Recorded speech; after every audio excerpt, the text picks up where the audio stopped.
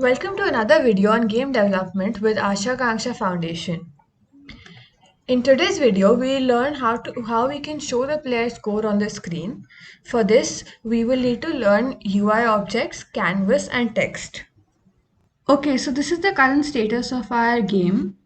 So we're able to move the player around. We're able to collect the collectibles. We have a score that gets changed when the collectibles get collected, and we also die when we touch the bird. The only problem is that we are not showing the player the current score. So in every game, when a collectible gets collected, there is something that is displayed that gets updated regarding how much coins we have or whatever the score is. So let's try to add that. Okay, so we'll go to add component. Here, if it's so sometimes it might show up here. Otherwise, if it's not showing up here, you go to game object and there you have an option of adding UI. So we'll select text because that is what we want to add. So when we add this text part, you can see the new text added on the screen, but you can see more than just the text being added in the hierarchy. So let's see what all these things are.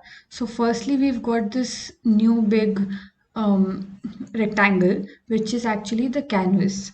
So that is right now the kind of canvas that we are using. It is screen space overlay. So as you might have guessed, overlay means that whatever the camera records, this canvas would be overlaid over the camera screen.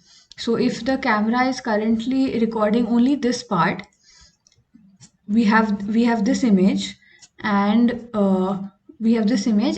this canvas would be placed over this image for the same size. So here, even though the new text in the scene you can see is just a second, yeah. So in the new text is at the center of this canvas, but however, if you see in the game, it is placed in after the like over the camera screen. So this is how canvas works. So let's see what we can do with this text. So let's first change it to say some scores 30, and we'll change the font size, etc.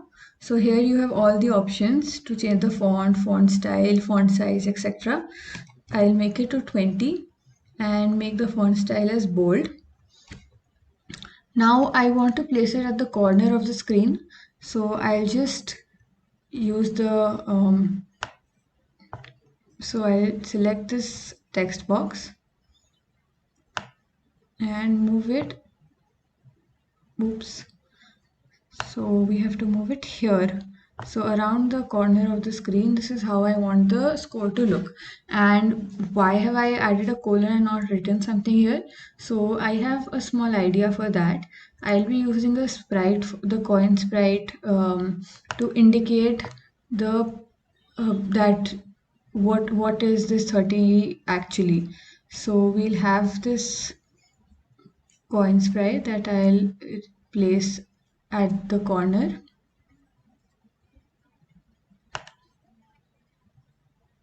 along with the score.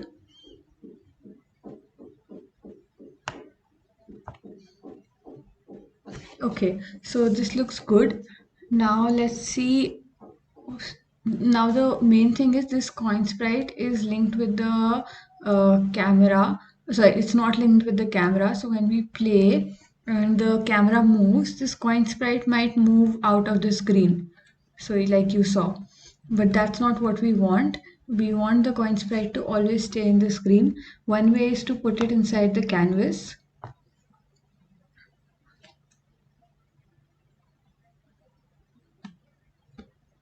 Okay, it's still moving out because the canvas is actually it's not actually moving with the camera. So we'll try to place it inside the main camera itself, so that this stays on the screen with the camera. So it's actually relative to the camera instead of relative to the whole world. So yeah. We now have the score. Now this is a dummy score. How do we actually update its value? As you might have guessed, this is also a game object, so we can always access it in our scripts. So we'll go to the player script. Here now we'll try to fetch this game object. So firstly, this is the text game component. So this the component name. So here if this the text we can rename to score, but the component that is actually score is storing the string, the actual whatever is rendered, that is the text component. So we have to fetch that. So we'll store that in the player controller. So to fetch that, what we need to do is first we need to find the game object. For that, we already know we have game object dot find, and we just have to supply the name of the object, which is score. And then we have a get component function, which gives us the kind of component we search for. So we have the get component text. Now text is actually not given along with the Unity engine. Like when we import Unity engine, we have to import Unity engine.ui separately.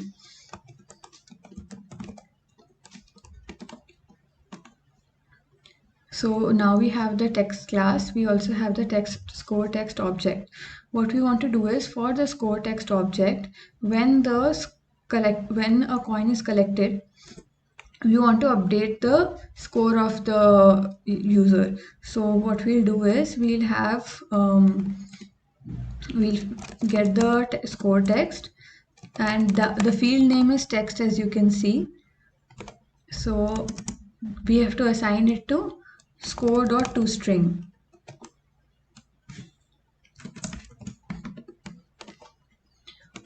So this will give us the string. Now let's just try it out if it's working or not. Okay, we have some compilation errors that we can fix. So the game object does not contain a definition for find. I think I capitalized it wrong. Sorry, that is okay, but find, every function in Unity starts with a capital, and every like any attribute starts with a small letter.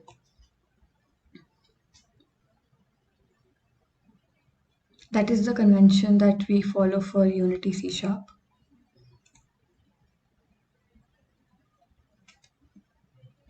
Okay, so when we collect, it's updating our points to 10. So we don't have the colon right now, we'll add that as well. But we saw that initially the points weren't updated, so we'll have to update that as well. So our points are also being updated. This seems perfect. So we see that there are some errors when we actually try to, like when the person actually, the player dies. So let's have a look at this error. This error occurs in the transform, like this when the transform gets destroyed, when the player gets destroyed, we get a missing reference exception. So this is most probably in the camera. The camera is trying to access the player's position to find where to actually keep the screen. So let's move on to the camera script. We have the camera controller here, and here the player transform, we're always checking the player transform without seeing if it actually exists or not. So after the user dies, this will get destroyed. So we'll have to first check if it exists. If player transform, and player transform dot if, like, it's not null.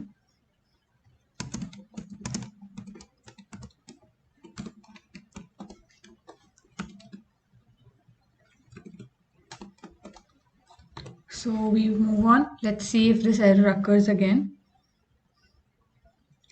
Let's clear the logs.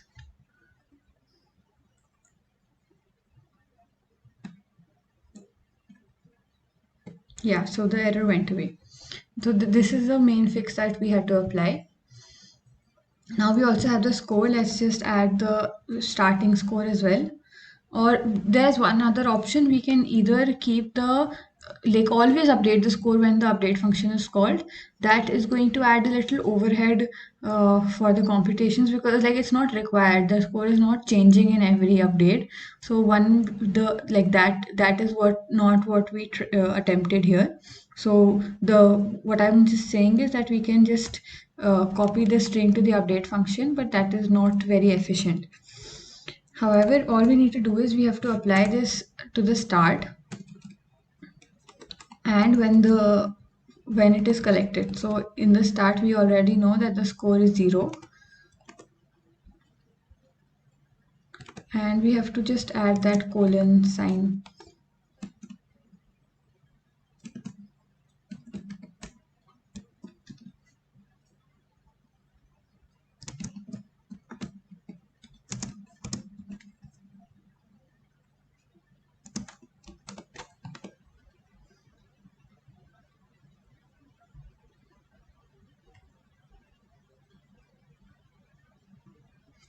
Yeah, so it's showing the score to be 0, and let's try to collect something. The score is getting updated properly. So this is the part that gets, so we have basically completed this score part. To beautify it, and you can do anything, like for example, I was thinking of getting this ice sprite inside the main camera, because we want to keep it linked with the camera, and that appears here. I wanted to place it over the score and make it a little wider,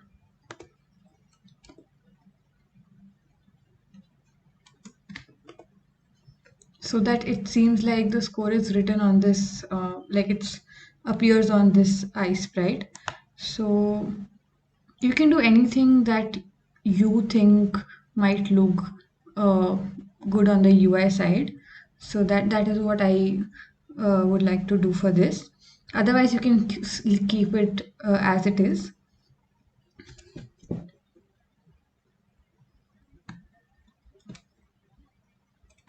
The only problem with this ice sprite is if the score gets more than 100, you might need to resize the sprite. Like you have to keep the sprite in the size in mind according to the maximum number of points, because like then the text would flow out of the sprite.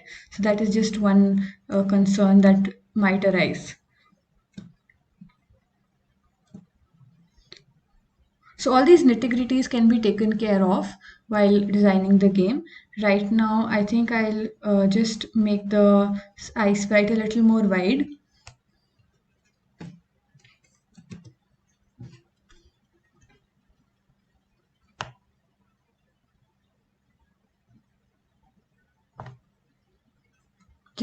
In this video, we learned how we can show the player's score. We also learned how UI Canvas works and how we can add text to any screen.